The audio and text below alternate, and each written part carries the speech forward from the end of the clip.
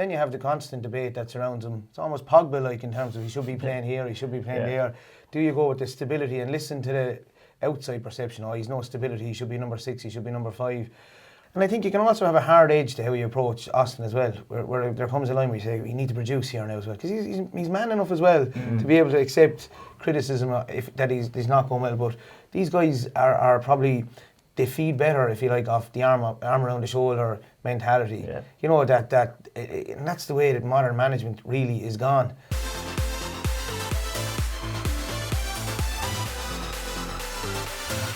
Hello and welcome to Corbett and McGrath's Big Build-Up, Sports Show's brand new hurling show brought to you by Centra. I'm Colin Doherty and I'm joined by two men who need zero introduction.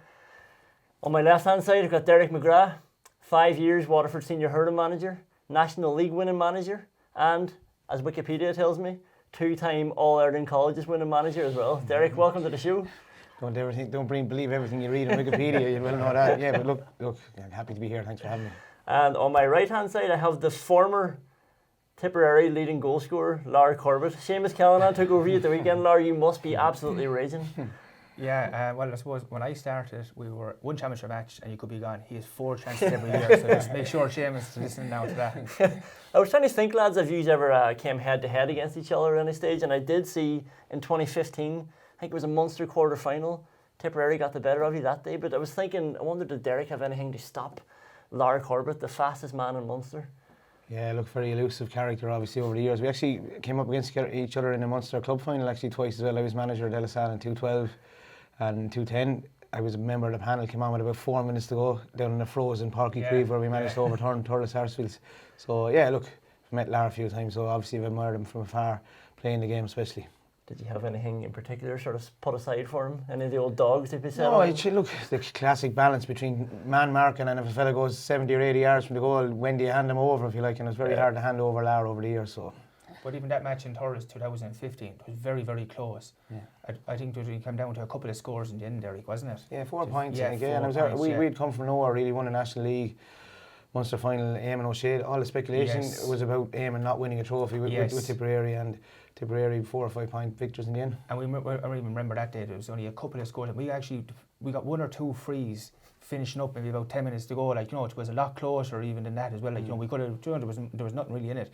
And Waterford, after coming to Thurles a few times over the last few years, there's a couple of other Munster finals there. I think 2009 came, 2012 was it?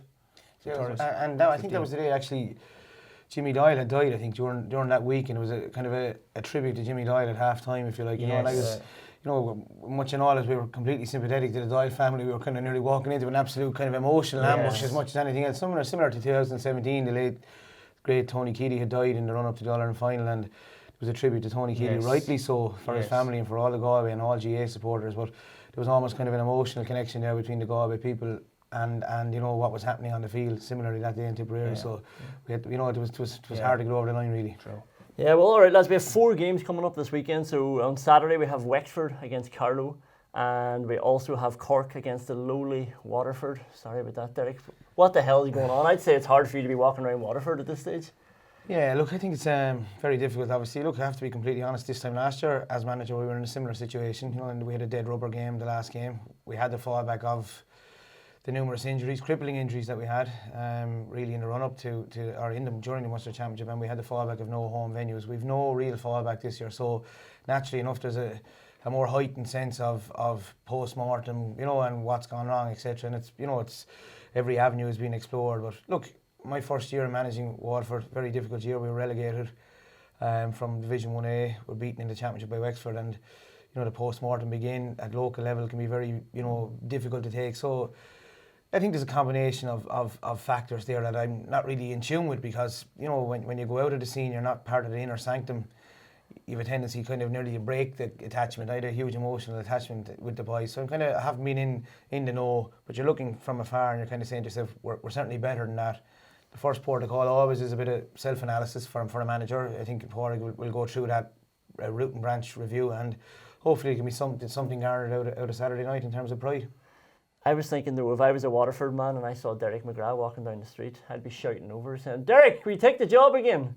Is that happening? Like, is that something that you've even been thinking about? No, I haven't. No, in fairness, I'd be cuter than that, if you like, in terms of in terms of avoiding those type of situations, because the man in situ for 2 years and with an option for a third year, and I'd be aware of what's involved and cognizant of what's involved in terms of the ups and downs of it. It's a very, very difficult scenario, if you like, and I wouldn't involve myself in that type of speculation or conjecture. But at the same time, I would say that I've had difficult experiences myself as a manager, and there has to be a sense of realism and pragmatism involved in the whole root and branch review that was called for. I'm not sure, are we in, can you kind of compare us to the Offaly situation at the moment? I don't think it's as bad as that. I'm teaching in a local secondary school there where we'd feel we'd have 1,200 boys there, lots of hurlers. So I don't think it's as it's as bad as the picture perhaps that's been painted.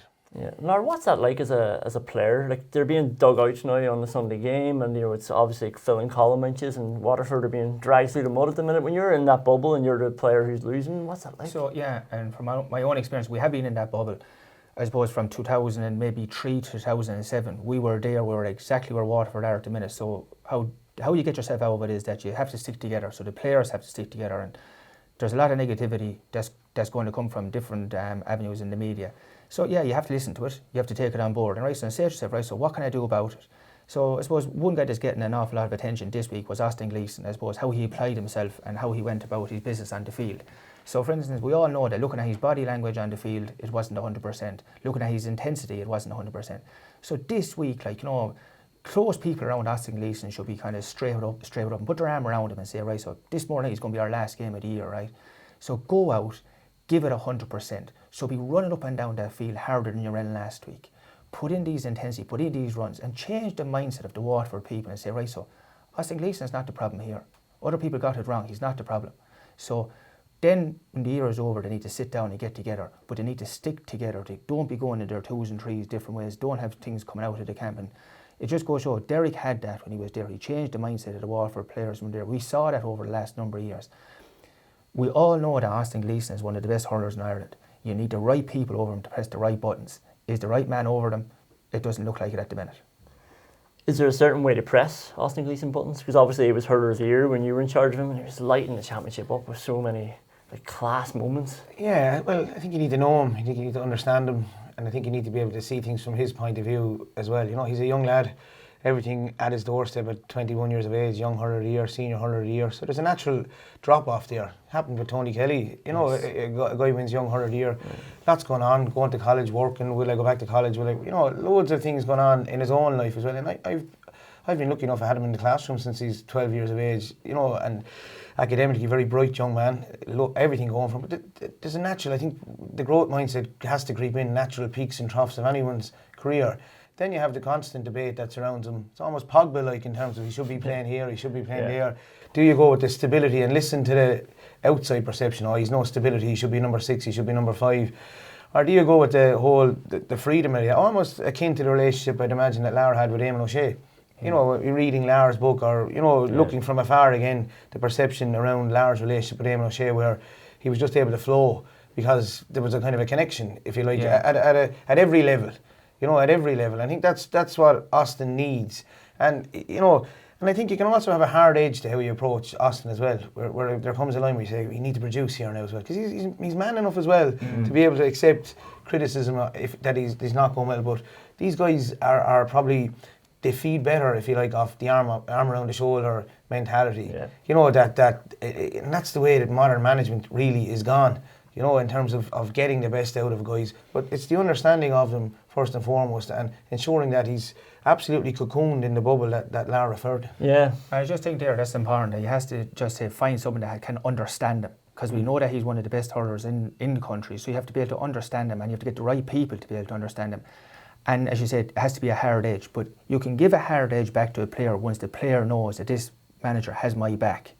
You can be straight with people, but there has to be a trust built up over a period of time, and then them things kind of follow on. Yeah, but I think Lar, just even reference off camera, we were talking about the relationship between Bubbles and Liam Sheedy this year. Looking from afar again, you're kind of saying to yourself, Bubbles mightn't have been great Nick over the last couple of years, just in terms of physically, mentally, And then you see the Sheedy approach, and the connection is very obvious there. He turns up to the first game against Cork looking as lean as I've ever seen him. Yes. And then you know that he has the natural ability. So the parallels between the relationship between Bubbles and Liam Sheedy, for me, is a very obvious parallel Yeah. that could be used in Waterford in terms of getting the best out of the best players in Waterford. And that's something, like I want to get into when we're looking at Tipperary, Eamon O'Shea and Liam Sheedy. But obviously this weekend now, the game's coming up on Sunday. We have Kilkenny against Galway and we have Limerick against Clare. So Limerick obviously got off the mark. They got their points against Waterford at the weekend. But they're going to need a response now, aren't they? Going back to the Gaelic grounds where they lost against Cork. And they're going to need some sort of, I don't know, to show the fans something that they're back almost. Is it harder, like again, Lar, like you've been in this situation, but is it harder after you've won an All-Ireland to get up to that level again? It is a little harder because you can't come in under the radar. So Limerick would have come in under the radar a small bit last year. This year they're not coming under the radar. But I have to say that the start of the championship was a little bit unfair to Limerick. And what I mean by that, they came in as league champions. And then you have that there was a week of a break. For instance, they were on second. So you play Cork. So Cork had a full week of listening to all the negativity, all the backlash from the media, all the backlash from everyone over the country, and kind of saying, are Cork on back a step? So they brought a level of aggression, only that they gathered up all week of the problems that they were hearing. Limerick then paid the price because they came in a little bit cold. Because what Cork done, they put all that negativity, all that aggression, it was in the bag, put it on their back and said, right, lads, we're going to carry this with us there now. And Limerick paid the price. They didn't get a chance to get off the mark. So it puts them on the back foot. That's one thing I would say on that. So I know, Lar, you were talking about the intensity of Limerick being down then because of that against Cork. So there's a clip here that we are going to look at from that game. I just think in this clip that we're looking at, you see the intensity that Cork are bringing compared to the week before. But this is an extra 25% of an increase in work rate because of the kind of trimming that they got again Tip, which started off that it's a little bit unfair to Limerick coming in a little bit cold. But it just goes to show the work rate. I think there's 6 Cork players around 4 or 5 Limerick, and you see the runners on creating the score, and it ends up being a handy score over the bar, but the work rate was done. And I just think there it's a small little flick by Cian Lynch into the hand. You think that you're maybe in the outside field, maybe just doing a bit of, and I won't say a training match, but them flicks there, like if they don't come off, they don't look well in Championship hurling. Yeah, and the interesting thing for me is, even if you look, Shane Kingston, Aidan Walsh are the guys that are hounding Limerick, if you like, and you normally associate with 2 of the Limerick full forward being as deep as that, whether it's Mulcahy or whether it's Peter Casey or whether it's Shamie Flanagan.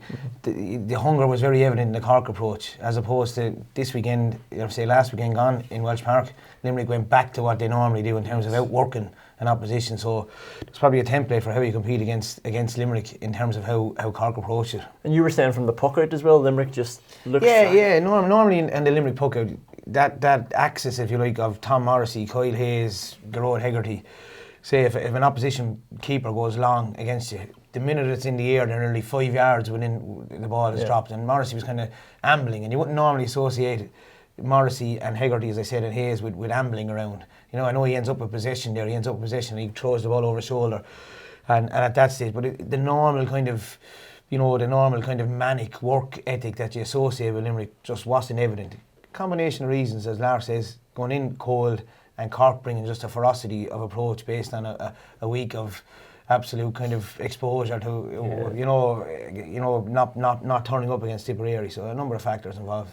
Is that frustrating then as a manager? Like, because you've done the work, you've probably had your meeting on a Friday night, and you've told the players what way they're going to set up. But then if they're just not at the pitch of it, like, who takes the blame there then? Is there sometimes a manager can't do anything about that? I think there's a collective kind of responsibility on everybody to get that right, but it's hurling as well, so we're trying to marry the whole idea that anything can happen as well, that there's an instinctive nature to it, and never underestimate the whole, whilst we're here talking tactics, never underestimate the ability of attitude on a given day, hunger on a given day, intensity on a given day, and just Limerick were just a bit off it.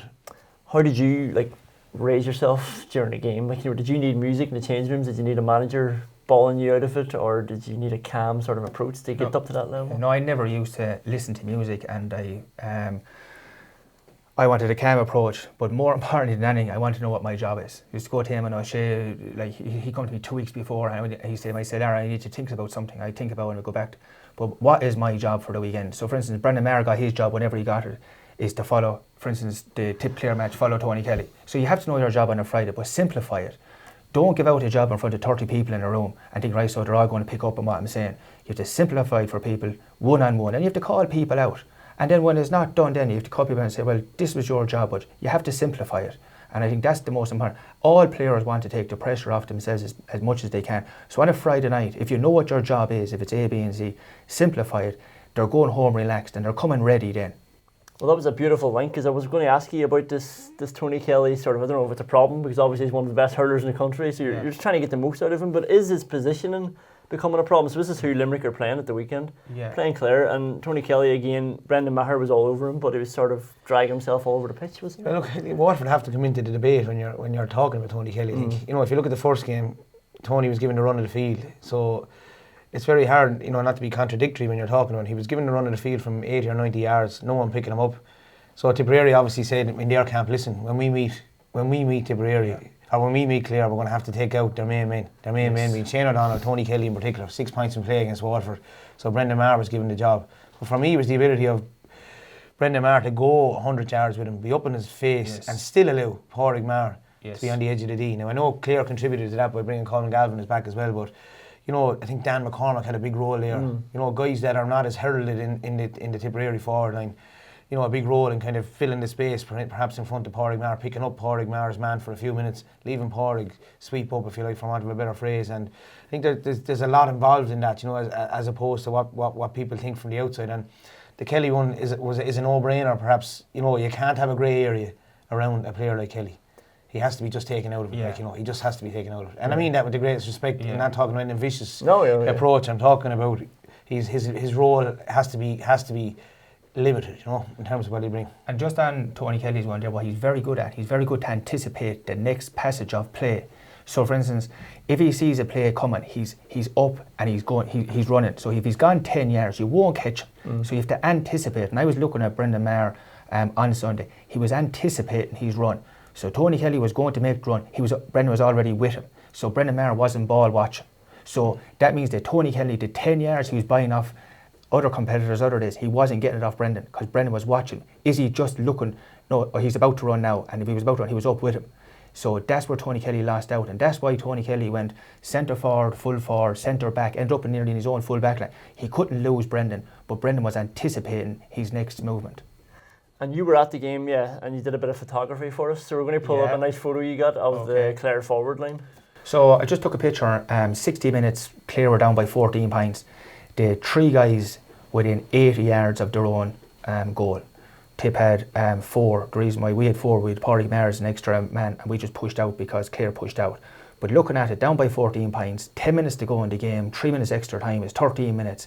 It's not possible with the picture that you can see there to win a game because you needed a minimum of 2 goals at that stage to turn the game around. So your percentage chance of winning the game with what you can see in the picture is 0 if you're Clare.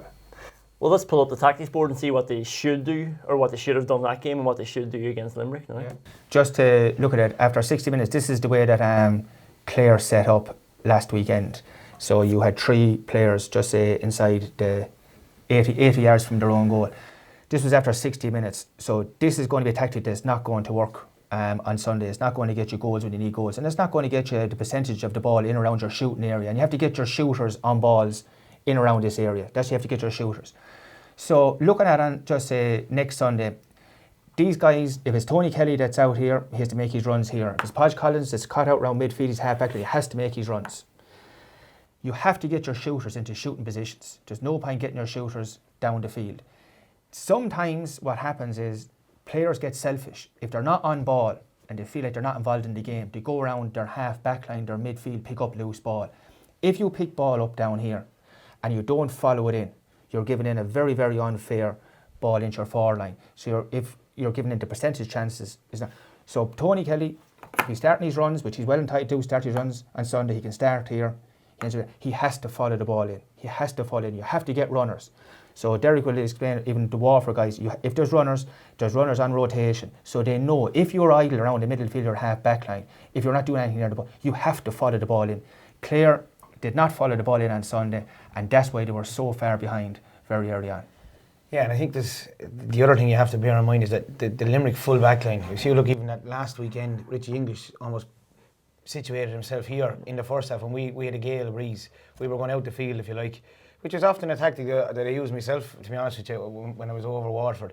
But the key is you have to flood forward in numbers then. So with Rich English being as comfortable he is, with Sean Finn being as comfortable, with Mikey Casey, and with Limerick supplementing the middle of the field with numbers as well, that's when they're able to keep ball as best they can. So I'd imagine what you'll see from a Clare point of view is you'll go back to a setup that they had a number of years ago, which is 3 and Tony Kelly here. So if you have the 6 Limerick backs marking, so if you can just imagine the 6 Limerick backs are Sean Finn, Mikey Casey, Richie English, Diarmuid Burns or Paddy O'Loughlin, depending on what they'll go with, Declan Hannon and Dan Morrissey. What you'll see from Clare is on their own puckouts, the half forward line will come as deep as they normally do, and you'll see one of the Clare full forward line only come 40 yards, bringing his man with them. Yeah. And that will create their bit of space, and that will allow them not to worry about their backline. They seem to be, no more than myself at Waterford, worried a bit about what will happen on the other side in terms of maybe being exposed for pace. That's why Colm Galvin was relocated there, we'd say 25 minutes into the game or how many minutes into the game last weekend. And that's what Clare, and Clare normally would play Shane O'Donnell in that position, out 40 yards, he could bring Sean Finn, and that allows Kelly to go as deep as he goes, but it also allows him to get up the pitch. And we were only talking again off camera, the Kilkenny approach over years has been to ensure that 10, 11 and 12, 70 or 80 yards of the goal, but they have to make the hard yards to get back up the field as well. And that allows your defence to stay, for want of a better phrase, zonal, if you like. 5 is handing over to 10, 6 is handing over to 11, and 7 is handing over to 12, and everyone is working together, which is a broad similarity to what most teams are doing anyway. Well, we have a good clip of Clare playing against Limerick in last year's Munster Championship, and Tony Kelly is doing exactly what you're talking about there, going deep and then taking the run and making that hard run. The clip just illustrates why perhaps Clare have troubled Limerick as much as they have in the past. If you look, Colm Galvin's ball down the line, Podge 90 yards from the goal, like we alluded to. The ball is actually popped to Jack Brown, and Jack Brown is 100 yards forward. If they're going to play with Kelly as deep as they have, Tony ends up throwing it over the bar, coming from, as I said, 70 or 80 yards. If they're going to be as deep as they are, there has to be an unpredictability in terms of who attacks and where they attack from. And that's what they brought, we'd say, under Davies' tutelage a number of years ago. It's Jack Brown that gives the final pop pass there. It's the interesting thing before Kelly. And Jack Brown is actually playing a corner back during that. So if Podge and the boys are going to be out, they're going to be out the field, and Tony Kelly, they have to get forward supporting each other in numbers, and that's where they've troubled Limerick in the past. Well, let's look at some matchups. Well, that'll be tasty. Aaron Gillane and Jack Brown. Like who gets the best in that scenario if they do face off against each other? Yeah, because look, I'd say they're similar age. They would have met when UL played Mary I in the Fitzgibbon. I think there was a nice bit of spice to this game in the league game, and albeit we're not leading in, or not kind of reading into too much league form in the championship, but there was a bit of spice to the game in Ennis in terms of not the off the ball activity, shall we say, between Aaron Gillane and Jack Brown. So it'll be interesting to see Kylie's approach. Will he go for that again, or will he take him away from him for the first few minutes or something? It'll be interesting to see that approach. All right, lads, we'll move on to Kilkenny against Galway. So they met 3 times last year, once in Salt Hill, once in Semple Stadium, and once in Croke Park in that class final. It was a tight final in the Leinster final. Kilkenny had that comeback. They were 3 points down so late on. They're never really dead, really, and that's what sort of makes me wonder, where the hell are they at? Which Kilkenny is this at the minute? I think they're in a very good place, to be honest with you. I've often heard the mantra that they've nothing coming through, and they've won 5 of the last 6 All-Ireland colleges. It's something that we're living on in Waterford. Still, maybe I'm living on it myself, but I think they're in a very good place. I think the changes at half-time are well documented since, Pádraig Welch going to centre back, Hugh Lawler going to full back, Paddy Deegan at wing back, and TJ Reid obviously. And it really comes down to the sextet of forwards. If you have a forward line that includes Walter Welch, TJ Reid, potentially Richie Hogan, Richie Leahy, Gerard Elward, Colin Fenley, you're going to be hugely competitive. And they love being under the radar as well in terms of people talking about it. And I think that's the key thing for me. They're in a good place. Killian Buckley coming back, James Maher coming back. So a very strong place. Like if you were watching even the game again, Dublin, at half time, I remember just going out with Andy Kelly and said, now this is it, now Kilkenny are finished, now this is not going to be their year.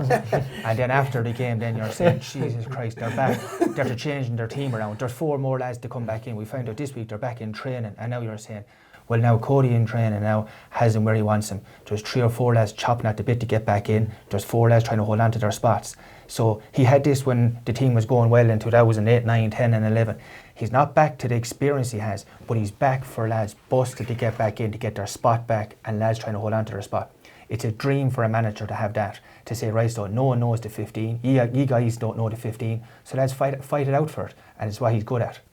That Dublin game's interesting because I was one of those people, admittedly not an expert, just thinking, they're done for here. What changed? What changed in the second half? If you look at half time, the goalie came out in the second half and he picked out his men. He didn't do it in the first half. So someone said to him at half time, you have to change your puck out. And then Derek, you were mentioning then about a couple of changes that happened in the second half, about positional changes. Yeah, and look, typical Brian, he completely underplayed it afterwards in an interview. He was asked about, the change. No, fellas are just doing their best. And, there was no kind of mention of the changes, naturally enough, given the humidity of the approach there. But, yeah, key positional changes. Can we bring up the tactics board and you can show us those changes? Yeah. I think the interesting thing about the Kilkenny approach in the first half was the fact that Hugh Lawler, who plays all his club hurling at fullback with O'Loughlin Gales, was picked at centre back in a matchup with Danny Sutcliffe. Paddy Deegan was actually picked at fullback in a clear mismatch with the aerial prowess of Liam Rush. So it was a simple enough switch in terms of what Brian did. Well, simple now in retrospect because it was so right. But he put Hugh Lawler back at fullback in a matchup with the physicality of Liam Rush. Paddy Deegan went to wing back. Pádraig Welsh went from midfield to centre back. So he ended up with a half back line of Paddy Deegan, Pádraig Welsh, and for the life of me I can't remember who was left half back for the minute, but he ended up with a solidity. Danny Sutcliffe, who had got a couple of points in the first half from play, was totally nullified by Pádraig Welsh, and Hugh Lawler had more of an aerial. There was more of an aerial kind of, I suppose, matchup with what the damage that Rush had been doing in the first half. So all the switches worked incredibly well, and Pádraig Welsh was able to do what most centre backs want to do. He was able to sit fairly deep, and the reason he was because the half forward line for Kilkenny just started working like the dogs, like they've always done, and their midfielders were able to flood back into the area around the half back, and they essentially had a wall of 5 here, and everyone else got dragged out the field. Classic Kilkenny, but they were still able to get up the field in the one go. Well, we have a good clip of Tommy Walsh's score in that game, and it sort of just shows the possession-based attack and how effective it ended up being for them. It's probably a very good example of Kilkenny's approach in the second half in terms of the keeping the possession. You see Tommy Welsh corner back by name only in terms of the number on his back, give and go with Conor Fogarty, and then it opens up completely for him. And the reason he's able to go is because Ger Elbert has been back hunting, TJ Reid has been back hunting, and he takes the point then, But it's similar clip to the Clare clip in terms of Jack Brown. If you're underpopulated in your forward line, you have to be able to let lads go. So because the boys were hunting impacts TJ Reid, Ger Elbert, as I said, the corner back can find himself in a position he's not used to. And you look at that point there and you see there when he's running through, and this is why I think like your backmen now have to be able to shoot, which he did shoot there, but your backmen always have to be able to think like a forward. So that ball there should be passed into Colin Fennelly inside in the edge of the square. He has to get that ball every time. Now, if Colin Fennelly gets that, it's a goal. But it's not only that.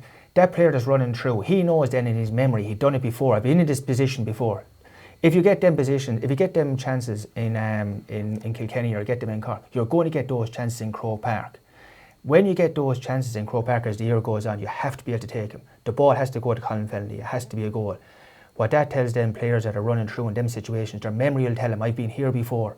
I know what to do. I know the passes timing now. Because if that was Colin Fennelly running through, or if that was TJ Reid running through, the ball is given to the player in the best position. Kilkenny will need them scores as the year goes on. If you don't take them chances, it'll catch you in the end. Is this running game though going to work against Galway? They're not exactly light in the middle of the field. Yeah, look, I think like any running game, there's a variety, and there's a variety in every good team have a variety of approach. So every now and again, if you're in a bad position, you're about to be hooked, you're going to give it and go. If you're not, and there's 3 inside, and or 2 against 2 inside, you're going to leave it in. So traditionally, in the last 2 years, Galway have completely populated that middle third with bodies, and Kilkenny have done it without telling anyone about it. So so it'll be interesting. Will it work against Galway in terms of the physicality that Galway bring? It's hard to know. There'll be certainly lots of bodies around that middle third next Sunday, but hard to say will it actually work or not. I think you'll see a variety of approach from both teams. Does that game suit TJ Reid better than anybody else because he can get on the ball a bit more and he can get handier ball, not to criticise him a bit more, but he can get to sort of ball in better position and sort of pop him where he can shoot more often?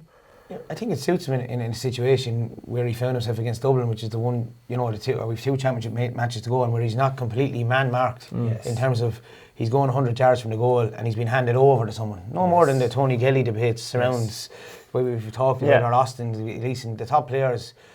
Lar had to put up with it all his life for the balance between where a centre back hands you over or he actually marks you to whatever degree, if you like. And I think that's where TJ picks up a lot of his ball coming as deep. It's not to say that on a puck out, a long puck out, he's brilliant in the air as well in terms of winning his own ball. So he has that mix. But from our own point of view over the years, we would have put Philomani on him. I would have seen James Breen mark him for Wexford. And he also has the ability, like Lar had again, if he knows he's being man-marked, he comes 100 yards from the goal, he's opening up space for other people as well, Yeah, and so TJ then, like, he doesn't mind if it comes dirty. He doesn't mind if it comes hard and around that middle. If there's 6 or 8 guys in the middle and it's just the best guy gets the ball. But if it's different if you're being man-marked inside in a war zone. So sometimes it's easy to get lost in a war zone. So if there's guys just looking at the ball and there's 10 lads around, he can ghost out to the left or he can ghost out to the right and he gets the ball just kicked out, hand passed out to him. But if a player's come with a mentality that they're sacrificing their whole game for TJ for Sunday, so there's a war zone going on, but this guy is actually beside TJ within the war zone. Now TJ has a different job to think about. To beat Kilkenny, you have to man-mark him. So what do you mean by man-marking him? If he comes out 100 yards to take a long-range free, you can't be 50 yards away from when the puck out is coming. You have to be 10 yards beside him. So he knows taking the free. You're here for him for the day. He's not going to be an influencer in the game. He's crafty, isn't he? He picks up ball when he's taking frees afterwards. Afterwards, because he doesn't want to come back in. They're the guy that's marking him. Why would you come back in? Run 70 yards to come down to a guy that you're marking. No, you're going to let him come to you. Yeah. Well, like, it's interesting because in 2017, obviously, you had that great victory against Kilkenny in round 2, was it? Mm-hmm. And I think it was a great lesson of man marking, and TJ Reid and Richie Hogan seemed to be targeted in particular. So I'd love just to get the tactics board over and to see you sort of line up exactly what you did.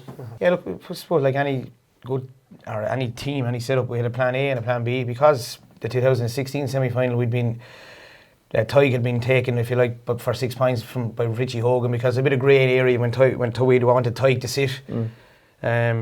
And not follow him any further than 45 yards. So Richie goes 100 yards from the goal, picks off Tig for a few points. So we needed a bit of clarity in terms of what we done. So we went with an absolute out and out, what you'd call a sweeper, I'd call a 7th defender, right? So this was a plan A initially, shall we say. So Tig would play as an out and out 7th defender. Conor Gleeson would pick Richie Hogan in the corner, and Philip Manny would pick TJ Reid here. So if TJ goes as deep as he did during that game, we would still have an out and out 6 defenders, if you like. And Conor Gleeson, what invariably happens with Kilkenny, Richie also comes down the field. Yeah. But we have the key men, if you like, taken out in terms of what we feel are the key scorers.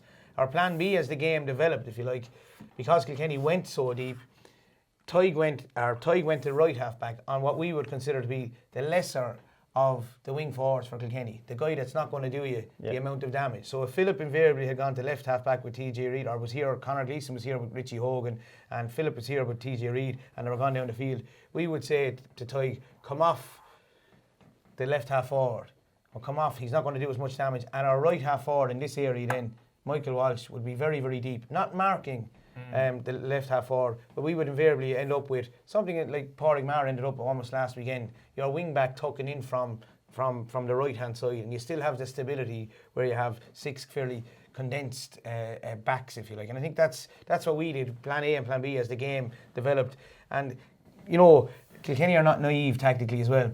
You often find that their half forward line is nearly deeper than everyone else, trying to create space. And what they always do, if in the original scenario where we had the 7 backs, what Kilkenny will always do is they'll bring a corner forward out into that area.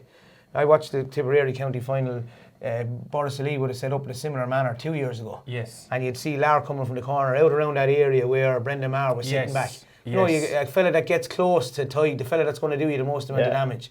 And look, we would have been trying to do that with Pádraig Maher over the years. You try to do it with Killian Buckley, you try to do it with Gearóid McInerney, any guy that's going to be back in that pocket.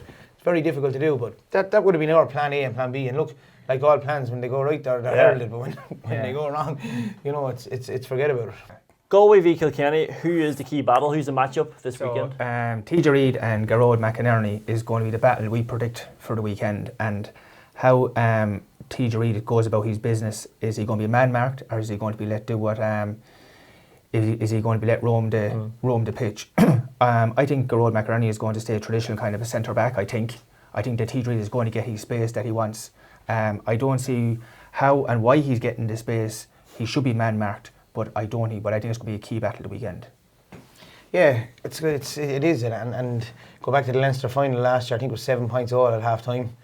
I think it was as low as that really, and there was no change given from Garrod to TJ in that game. There was obviously, we can't rule out the fact that TJ, typical Brian, he could throw him into the corner on the very start of the game, could put him in full, and Dahi Burke at the start of the game could put Walter Welch to centre for. But it's the predicted matchup at some stage, certainly, of the 70 minutes. And again, it just raises the whole issue of how far will he go. In my opinion, Garrod will only go 55, 60 yards, and then it'll become the property of, the pack, and the pack being Johnny Cohn, David Burke, Jason Flynn, Johnny Glynn, the pack being the forward line, and that middle third will, and there'll probably be clarity as well, because I think teams have learned that you can't give, and there'll be a certain cut-off point as well. Say if he nips 3 points from play in the first 15, 20 minutes, it'll be a case of, Garrod, you need to go with him.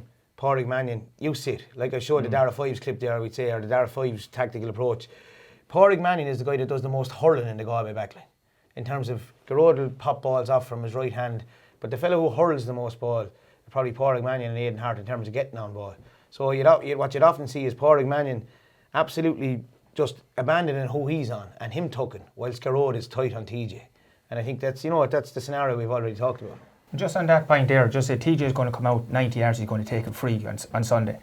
More often than not, how many times have you seen it? The puck out comes back out, the ball breaks, and TJ is involved in getting the next score back over the bar. So if we're going to watch and they're going to man mark TJ, they have to watch him out 80 and 90 yards because he's free when he's taking the free, but he's actually free when he's actually the puck out will come back out straight away after him again. Yeah, and that was illustrated the weekend. Galan got the goal against Waterford. The next play, he's actually 100 yards from the goal, getting and setting up the next score. Because so he has that freedom. You say, I'm after doing damage in here now, I'll move somewhere else. I'm after getting the goal. No similar to the man across from me then. I'm after getting the goal. You look back to his goal in 210, he's in with Noel Hickey. 2 minutes later, he's out wing forward, he's centre forward, and there's kind of an unpredictability to it. I thought you were going to talk about one of his 4 goals in the Munster final in 2011. Forgot them. That's for next week. All right, lads, super stuff. That was fantastic. Perfect. Thanks very much. And thanks to our sponsors, Centra. If you want to get in touch with us, it's #Corbett or #McGrath. Did you know that? No, well, you're going to be trending now on Twitter after this. Thanks very much. We'll see you next week.